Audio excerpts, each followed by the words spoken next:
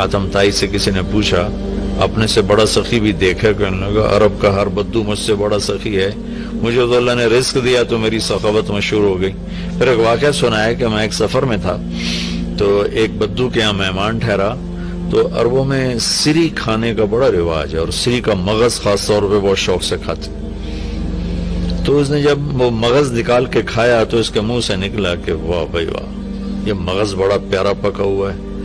تو وہ بدو اٹھا اور سریاں کاٹ کاٹ کے لاتا رہا اور بنا کے کھلاتا رہا۔ صبح اٹھ کے دیکھا تو 100 بکریاں اس نے ذبح کر کے کاٹ کے ان کے صرف سری پکا کے مغز حاتم کو کھلایا تھا۔ چاچو اور بھی مہمان تھے، تو حاتم کہنے لگا کہ یہ تو نے یہ کیا کیا ہے؟ کہ تیرے پاس اور جائیداد ہے؟ کہ نہیں، بس یہی 100 بکری میری جائیداد تھی۔ تو کہنے لگا تیرا کیا بنے گا؟ کہ میرا جو بنے گا وہ اللہ جانتا ہے، لیکن مہمان کی خواہش کو پورا نہ کرنا تو بہت بڑی کنجوسی اور بخل ہے۔ تو حاتم کہنے لگا وہ مجھ سے بڑا سخی تھا، ساری جائیداد قربان کر دی۔ پھر حاتم نے 100 بکری کے بدلے میں اس کو 100 اونٹ دیے تحفے کے طور پر۔ تو اگر آپ اٹھا کر دیکھیں تو واقعات بھرے پڑے ہیں۔ انسان کی طبیعت میں بخل ہے، سخاوت لانی پڑتی ہے۔ عبید اللہ بن عباس، حضرت عباس کے بیٹوں میں ان کی سخاوت ضرب المثل ہے، بہت بڑے سخی تھے۔ ایک دفعہ ان سے کسی نے پوچھا اپنے سے بڑا سخی دیکھا؟ کہنے لگے ہاں دیکھا۔ ایک سفر میں تھا، بارش شروع ہو گئی، ایک بدو کا مہمان ٹھہرا، اس نے اونٹ ذبح کر دیا۔ میں بڑا حیران ہوا کہ بکری ذبح کر دیتا، 3 آدمی تھے وہ۔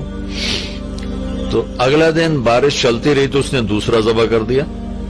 تو انہوں نے فرمایا بھائی ابھی تو کل کا اتنا گوشت پڑا ہے، یہ کیا کر رہے ہو؟ تو اس بدو نے کہا میں مہمانوں کو باسی چیز نہیں کھلاتا، ہمیشہ تازہ چیز کھلاتا ہوں۔ 7 دن بارش ہوتی رہی، اس نے 7 اونٹ ذبح کر دی، اور وہ ضائع نہیں ہوتے تھے، وہ اس گوشت کو سکھا لیتے تھے، صحرا میں وہ سکھا کر پھر وہ کھاتے رہتے تھے۔ تو 8ویں دن بارش ختم ہوئی تو وہ بدو نکلا ہوا تھا اپنے کسی کام کو یا اپنے جانور چرانے۔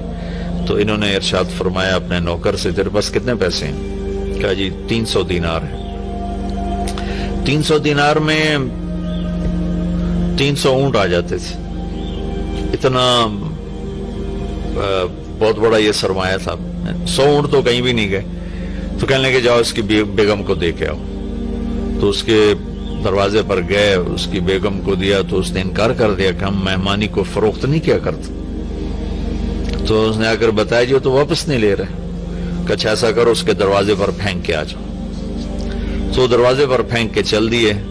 کچھ دور گئے تو پیچھے سے آواز سنی تو وہ بدو نعرے لگاتا وہ آ رہا تھا، اور وہ تھیلی پکڑی ہوئی کہ میرے دوست یہ اپنی تھیلی واپس لو، میں نے آج تک اپنی مہمانی کو بیچا نہیں، میری غیرت کے خلاف ہے مہمان سے کچھ لوں۔ انہوں نے فرمایا کہ میرے دوست تم نے ہماری ضیافت کی، ہم نے تمہارا اکرام کیا، یہ تمہاری ضیافت کا بدلہ نہیں۔ کہا نہیں یہ نہیں ہو سکتا۔ انہوں نے فرمایا پھر ہم بھی اہل بیت ہیں، ہم بھی یہ نہیں کر سکتے کہ ہمارے گھر سے کوئی چیز جائے اور واپس آئے۔ تو اس نے نیزہ اٹھا لیا، کہا یا یہ پیسے واپس لے یا یہی نیزہ تیرے سینے کے پار کر دوں۔ تو حضرت عبید اللہ کہنے لگے میں ڈر گیا، میں نے کہا یہ بدو واقعی پار کر دے گا۔ تو اس سے واپس لے کر آگے آیا، فرمایا وہ مجھ سے بڑا سخی تھا۔ تو اگر طبیعت میں بخل ہے تو سخاوت کے واقعات پڑھیں، طبیعت میں بخل ہے تو قبر کو یاد کریں۔ ہمارا دیش بہت غریب ہے، اللہ کے واسطے اللہ اپنے اوپر خرچ کرو، جائز خرچ کرو، ضرورت کا بھی کرو، سہولت کا بھی کرو، لیکن فقیر کو بھی یاد رکھو، غریب کو بھی یاد رکھو۔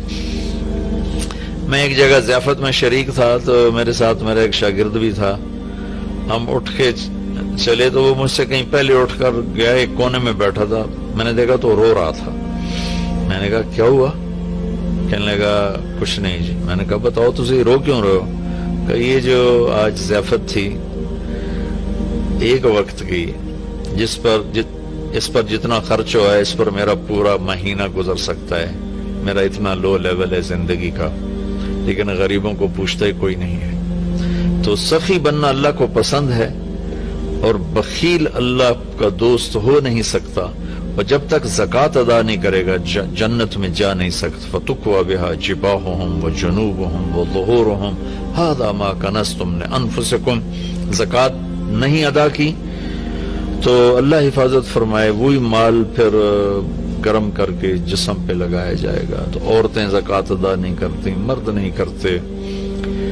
100 میں 10% نمازی تو ہیں, لیکن 100 مالدار اکٹھے کروں تو ایک زکوٰۃ دینے والا نہیں ہے. کوئی 10,000 میں جا کر کوئی ایک آدھ ملتا ہے. اللہ کے واسطے اپنی اس کی عادت ڈالیں. اللہ تعالیٰ کو حضرت ہاشم کا واقعہ سناتا ہوں, بہت مزیدار واقعہ ہے. سفر میں جا رہے تھے تو صحرا کا سفر تھا. ایک جگہ پہنچے تو خیمے کے سامنے ایک خاتون بیٹھی تھی. تو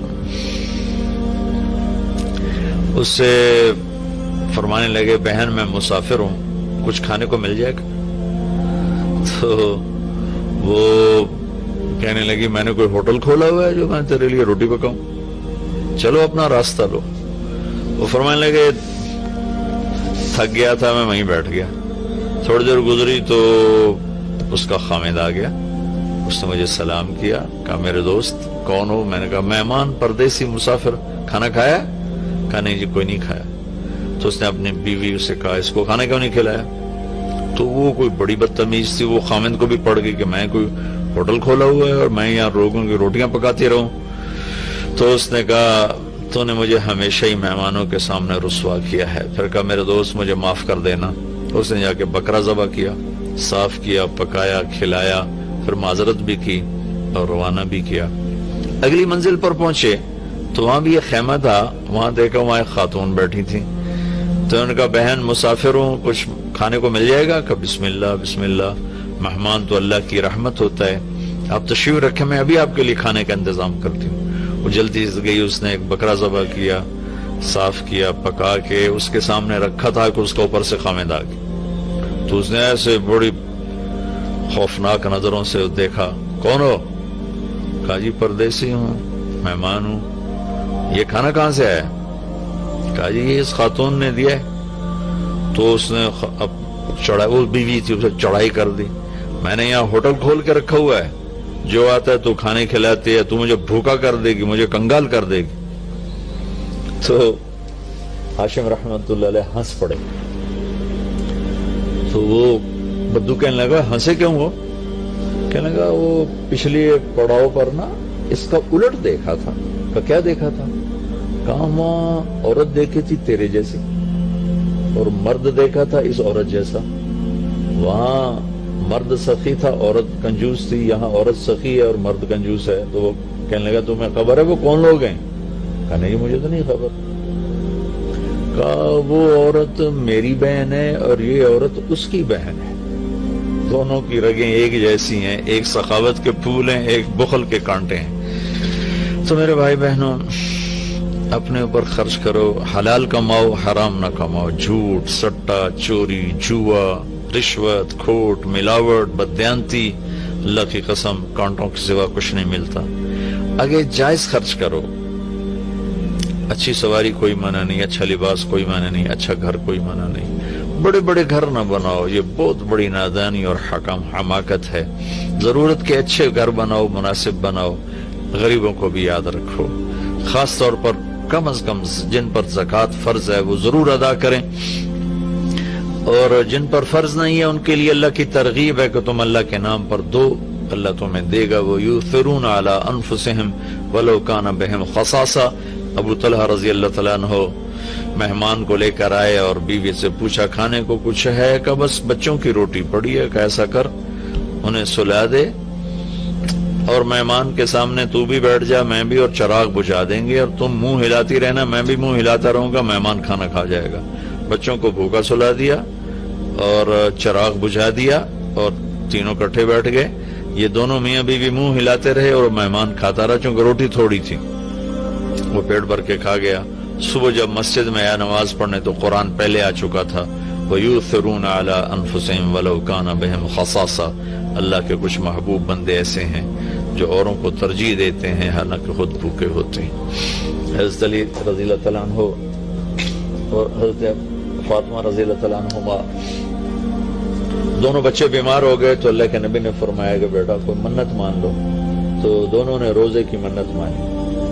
تو گھر میں کچھ تھا نہیں تو شمعون یہودی سے کچھ اون لے کر آئے. حضرت علی رضی اللہ تعالیٰ عنہ اس کو بس فاطمہ رضی اللہ تعالیٰ نے صاف کیا تو کچھ تھوڑے جو ملے، اس کو پیس کر انہیں روٹیاں بنائیں اور افطاری کے لیے سامنے رکھا اور بیٹھے تھے کہ آواز آئی، مسکین ہوں، اللہ کے نام پر کچھ دو۔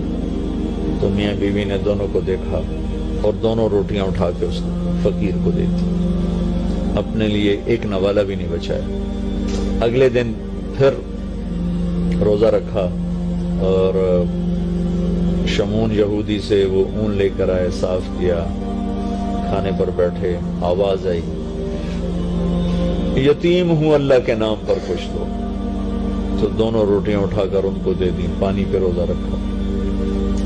اگلے دن پھر ایسا ہوا، پھر کھانے پر بیٹھے، پھر آواز آئی، قیدی ہوں، اللہ کے نام پر کچھ دو۔ تو دونوں روٹیاں اٹھا کے ان کو دے دی۔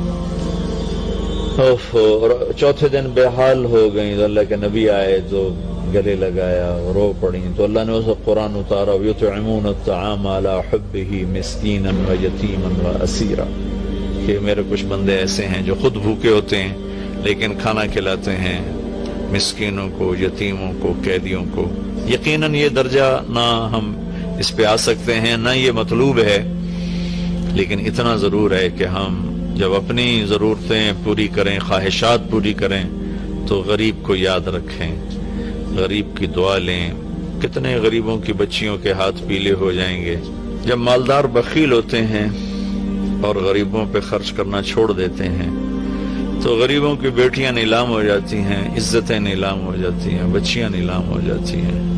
میرا تو بازار حسن بھی جانا ہوتا ہے تبلیغ کے سلسلے میں، بھوک کی ستائی ہوئی بچیاں اپنی عزتیں بیچ رہی ہوتی ہیں۔ آپ یقین مانیں ان کی داستانیں سن سن میرا کلیجہ پھٹ گیا۔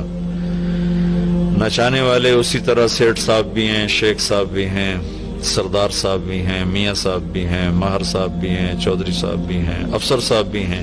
ناچنے والی طوائف بن گئی، رنڈی بن گئی،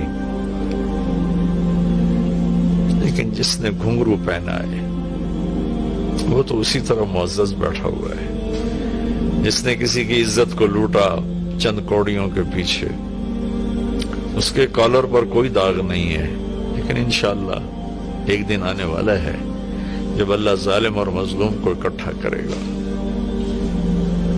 یہ امتحان کی جگہ ہے، یہ جزا سزا کی جگہ نہیں ہے، ورنہ حسین جیسے کہ سر نیزے پہ چڑھتے اور یزید تخت پہ بیٹھتا، شمر غراتا اور اہل بیت کی چیخ و پکار ہوتی۔